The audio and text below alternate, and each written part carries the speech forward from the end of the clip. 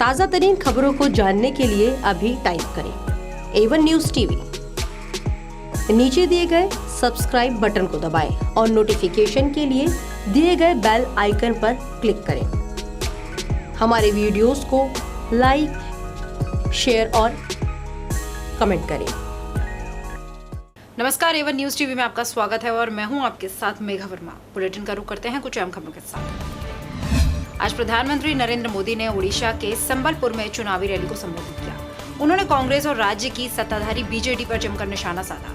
PM Modi ने यहां कहा, पहले चरण की वोटिंग के बाद ओडिशा से जो संकेत आए हैं उससे साफ है कि दिल्ली में फिर एक बार मोदी सरकार और ओडिशा में भाजपा सरकार बनाने जा रही है। केरल के पत्नापुरम में एक रैली को संबोधित करते हुए कांग्रेस अध्यक्ष राहुल गांधी ने बीजेपी और आरएसएस पर हमला बोला। उन्होंने कहा, देश आज बीजेपी और आरएसएस के हमले झेल रहा है।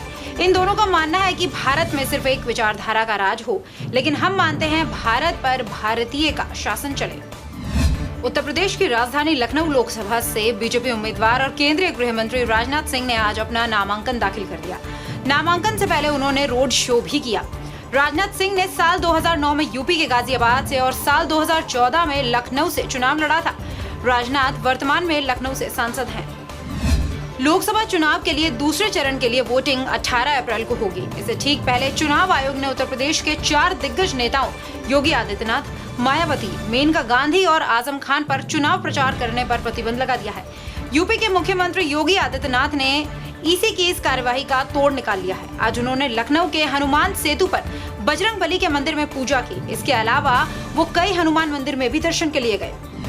लोकसभा चुनाव में प्रचार को लेकर चुनाव आयोग लगातार सख्त होता जा रहा है। ट्रेन के टिकटों पर प्रधानमंत्री नरेंद्र मोदी की तस्वीर चस्पा करने पर रेलवे ने अपने 4 कर्मचारियों को निलंबित कर दिया है। आयोग ने इस तस्वीर को लेकर रेलवे विभाग को नोटिस जारी किया था, जिसके बाद चुनाव आयोग ने रेलवे को नोटिस भेजा और कार्यवाही करते हुए रेलवे ने 4 कर्मचारियों को सस्पेंड कर दिया। आपको बता दें, रेलवे टिकट पर प्रधानमंत्री आवास योजना सबके लिए आवास का विज्ञापन छपा था। गुजरात में बीजेपी विधायक रमेश कटारा एक पब्लिक मीटिंग में लोगों को धमकाते हुए दिखाई दिए।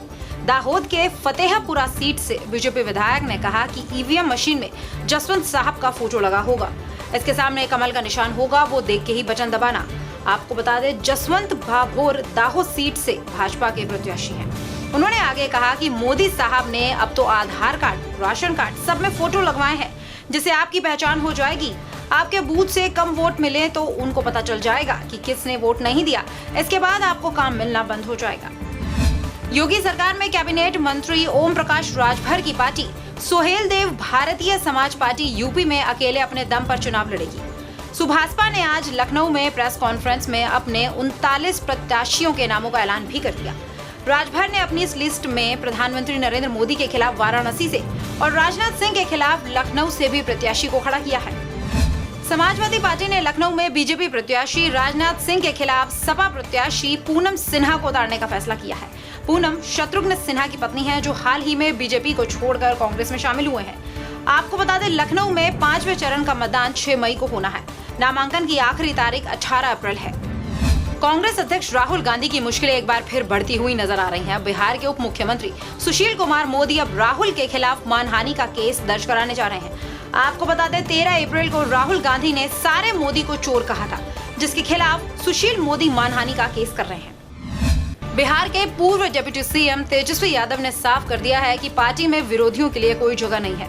फ्रेंडली फाइट के सवाल पर तेजस्वी ने कहा, लोकतंत्र में सभी को फैसला लेने का अधिकार है और चुनाव लड़ने का भी अधिकार है। हम इस पर व्यवस्था में किसी को बांध कर नहीं रख सकते, लेकिन मैं एक बात कह देना चाहता हूं कि पार्टी के खिलाफ कोई भी लड़ेगा तो उस पर कड़ी कार्रवाई होगी। पार्टी के खिलाफ जाने वालों को 6 साल ना तो पार्टी में जगह मिलेगी और ना ही कोई पद। आपको बता दें, तेजस्वी का साफ इशारा मधुबनी सीट के लिए बागी बन चुके अली अशरफ फातमी की तरफ था। मध्य प्रदेश के बालाघाट संसदीय क्षेत्र से निर्दलीय उम्मीदवार के तौर पर चुनाव लड़ रहे पूर्व विधायक किशोर समृते ने चुनाव आयोग से अपनी किडनी बेचने की इजाजत मांगी है। समृते ने बालाघाट के जिला निर्वाचन अधिकारी को पत्र लिखकर कहा है, लोकसभा चुनाव में उम्मीदवार के लिए अधिकतम व्यय सीमा 75 लाख रुपए है, मगर मेरे पास चुनाव लड़ने के लिए इतनी धनराशि नहीं है। चुनाव प्रचार की अवधि में महज 15 दिन ही शेष हैं। इस अवधि में जन सहयोग से राशि जुटाना संभव नहीं है। गुजरात के मोरबी में एक कारोबारी के घर 20 साल बाद बेटी पैदा हुई, जिससे खुश होकर परिवार ने बेटी पर अब तक की सारी जमा पूंजी की बारिश कर दी। बेटी को 2000 के और 100 के नोटों से ढक दिया गया। परिवार का कहना है कि उनके घर पर बेटी के रूप में लक्ष्मी आई है, इसलिए बेटी को जमा पूंजी से नवाजा गया है। वे लंबे समय से बेटी के लिए दुआएं भी मांग रहे थे।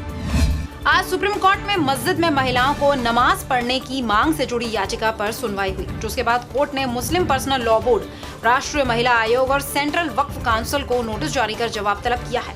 साथ ही कोर्ट ने यह भी पूछा है कि सरकार का इसमें क्या रोल है। पंकज पाठक के मुताबिक फैजाबाद के पूर्व सांसद और लोकसभा के वर्तमान भाजपा प्रत्याशी लल्लू सिंह का नामांकन भगवा रंग में रंग गया।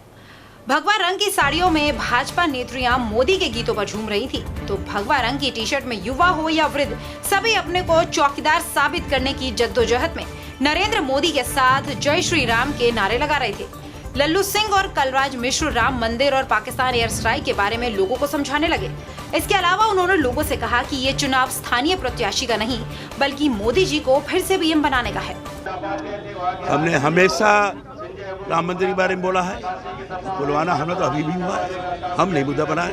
मुद्दा तो ऐसे लोग कह रहे हैं जो झूठ बोल रहे हैं, जो मोदी जी को आरोप लगा रहे हैं, जो उन सबों की बात बोल रहे हैं जो पाकिस्तान और आतंकवादी बोलता है। हम इसकी भर्त्सना करते हैं। ये शौर्य का अपमान है जो लोग बोल रहे हैं कि पुलवामा के लिए मोदी जी नहीं होती। महागठबंधन में कोई असर होगा?